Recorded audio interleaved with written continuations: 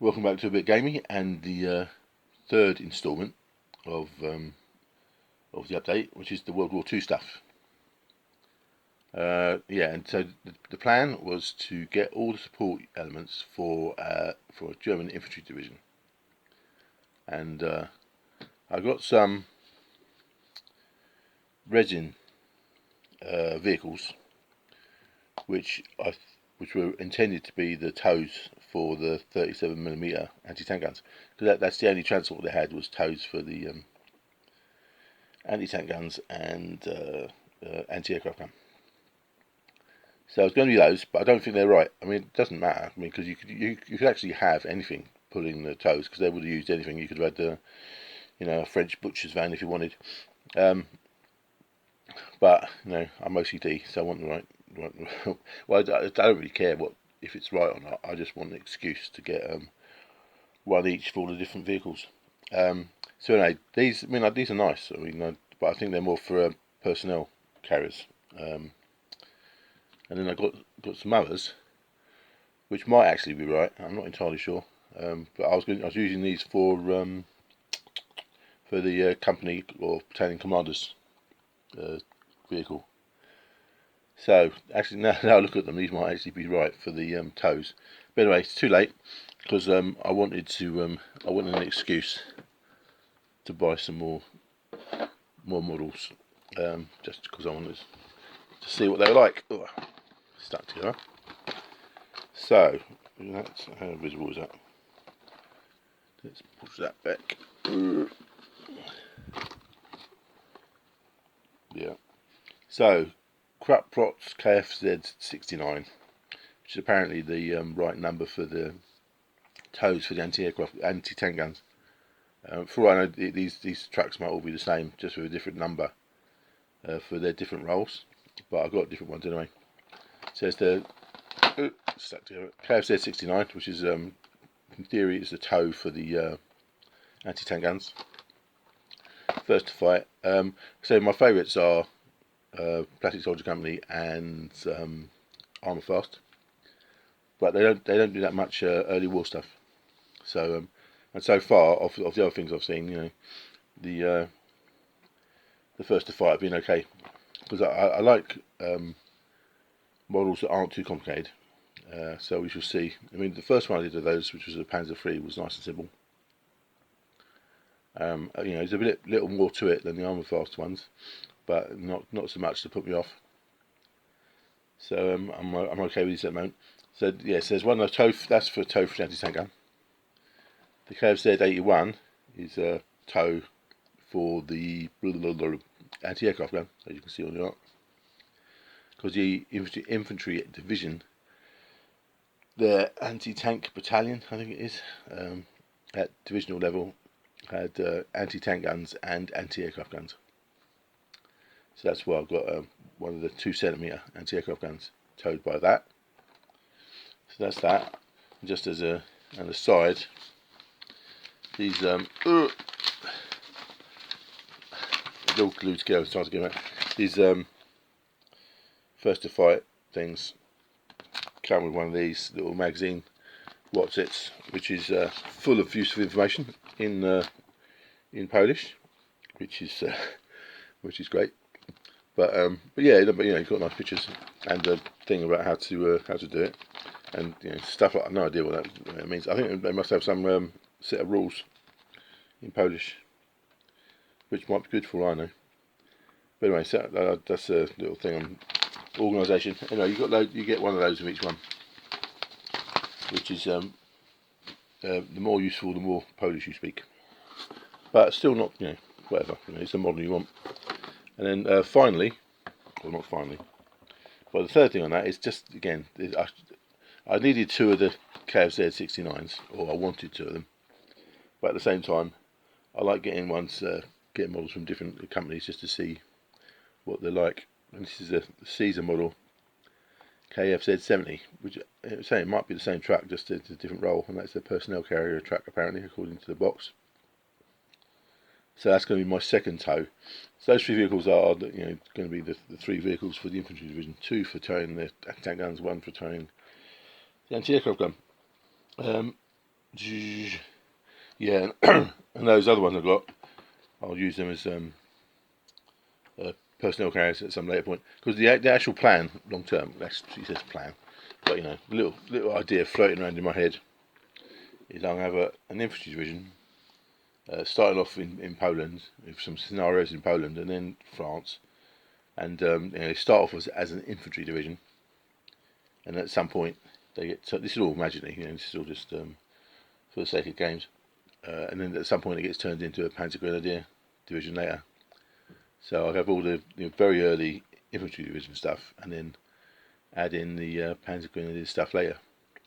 Because in my alternate history version, there's the fall of France takes a long time. It can take a year or whatever. So there's plenty of time for the very early sort of vehicles, the sort of self-propelled stuff for the Panzer Grenadier divisions.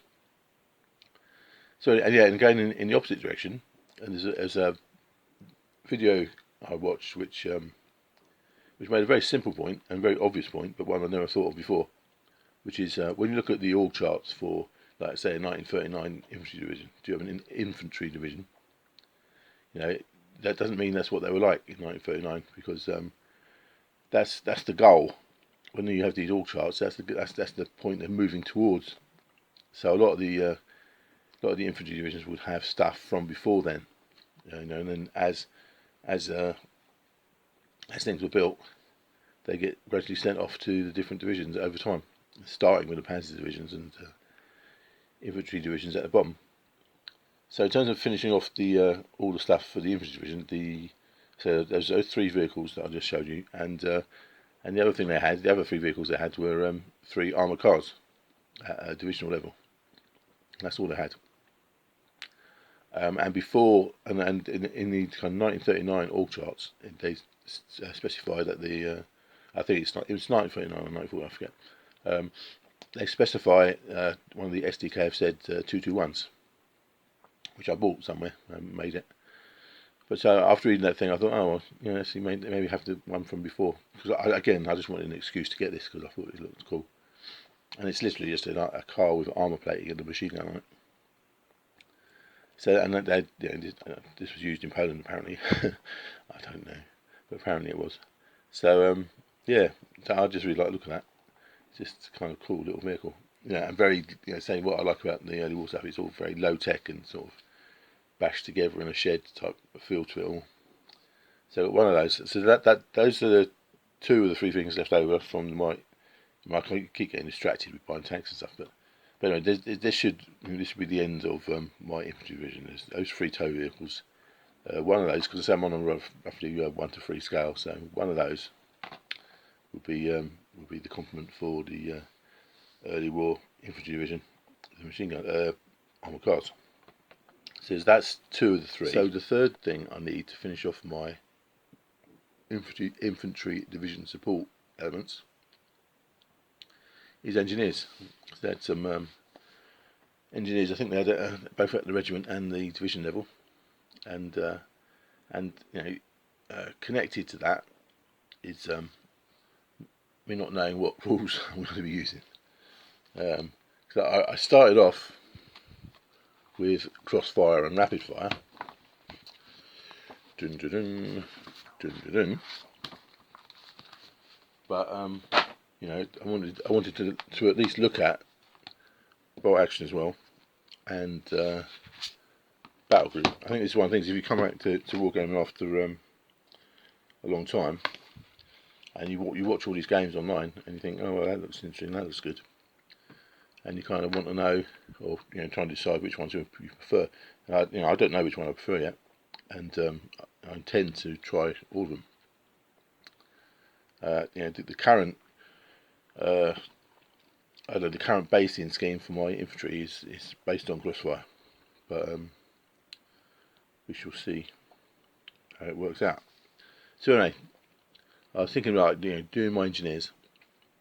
So I was looking at the different rules to see what engineering functions there were, and base it on that, or around that. And the thing about that is, with engineers is there's 2 kind of main functions. or a functional split. You know, there's the assault engineers, which is all, you know, submachine guns and flamethrowers.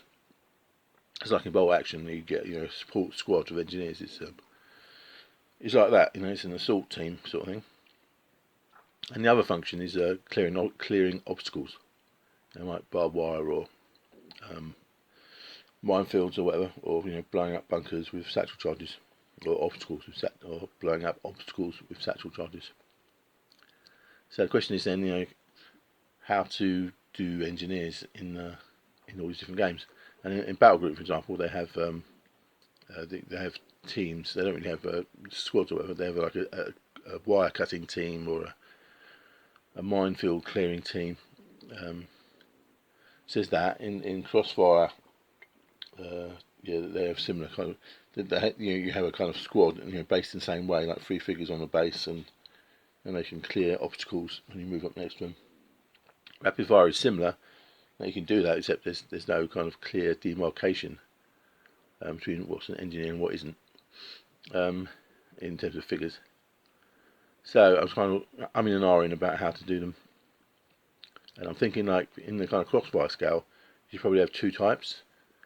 You know, that you have an assault type with like a flamethrower on every base, and an obstacle clearing type with a mine detector on each base.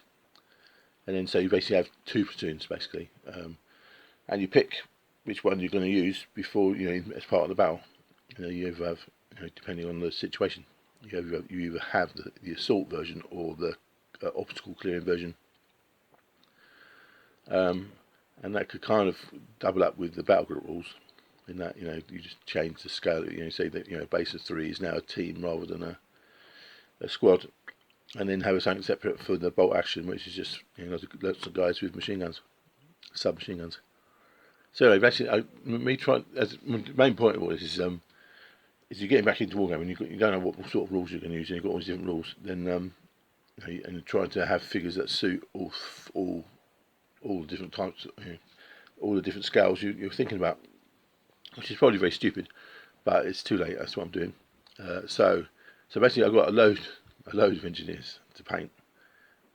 There's going to be like 8 single-based ones for bolt action, and some, you know, 3 based ones for the Crossfire. 2 lots of 3 based ones for the Crossfire type thing. So that's going to be like 9. 3 bases of 3 for Crossfire times 2 for the 2 different types. So that's 18, and 8 or so single base ones for bolt action, and possibly, you know, for rapid fire as well. And some way of designating that they're actual engineers, because if they're just, you know, guys running around with submachine guns, apart from you've got, you know, one figure with a flamethrower, you need some other way of identifying them, I suppose. Different colour base or something. I don't know. Whatever. So that's the other part of the World War II update. So I've got loads of, well, not loads, but there's 4 models to make, and about 30-ish engineers to paint. I got these already. You know, I had these ones, but I don't know where from. These metal ones. I got them too long ago. I just discovered that they were around, and they're quite good in that they've got various engineering type equipment, or, you know, apart from the officers and NCOs. So that's quite handy. So you want to have something that's if you're doing multi basing, you want to have something that's obviously an engineer on it. And then there's a couple from the Svezda set, one with a flamethrower and one with some wire cutters. So on the obstacle clearing, you know, I'll probably have that. I have one base with very prominent wire cutter people, and then that can be used for the battle group wire cutting team, and others with mine detectors. And that can be so they can double up as both the Crossfire bases and the battle group teams. So anyway, it's all totally stupid and complicated, and but whatever. So that's the second thing I need to do to finish off the for the Infantry Division supports, and you know, that can be used for like 4 different games. And the last thing is that you need someone to fight. So I finally got around to getting some World War II French, Pegasus World War II French. I've seen these online, and all painted up and stuff, and they look great. But there's a bit of an issue because I've got some very, some soft plastic figures before from Hat, and they were perfectly fine figures, but they were a problem to glue together. They look like they might be a similar kind of plastic, and they have arms missing. I'm not missing, I mean they've got separate parts that need to be glued on. Not all, some of them are single castings, but most of them have got need arms. So I don't know how easy they're going to be to glue together, because the Hat ones were a real pain. You had to get a special kind of glue to put them together. I mean it worked eventually, but it was a bit of a pain. And the second sprue is all the rifles and such. But it's really nice to say. I've seen them done and painted up, and so if you do it right, obviously they're very good. But I don't know how much of a problem it's going to be for me. And it's quite useful. There's a little sheet that tells you which rifle goes on which figure, which is very handy. So yeah, so I'm going to have to experiment with these and see how easy it is. I mean, it might be better if I just got, because I did actually find some nice metal ones soon after I bought these. But so I might end up having to go back to that. But anyway, I'll do a review of these at some point. But is that it? Yes, that's the update. I've got loads of engineers to paint and try and figure out some way of doing it so that they suit. So this thing is, either you do it to try and suit multiple rules, or you just do multiple sets. I just do one set for bolt action, one set for battle group, and one set for crossfire, and those and one set. And that way it makes it a lot simpler and less likely to mess up. But whatever. So yeah, so those are the three things: models, French infantry, and loads of German engineers. Okie doke, to a bit.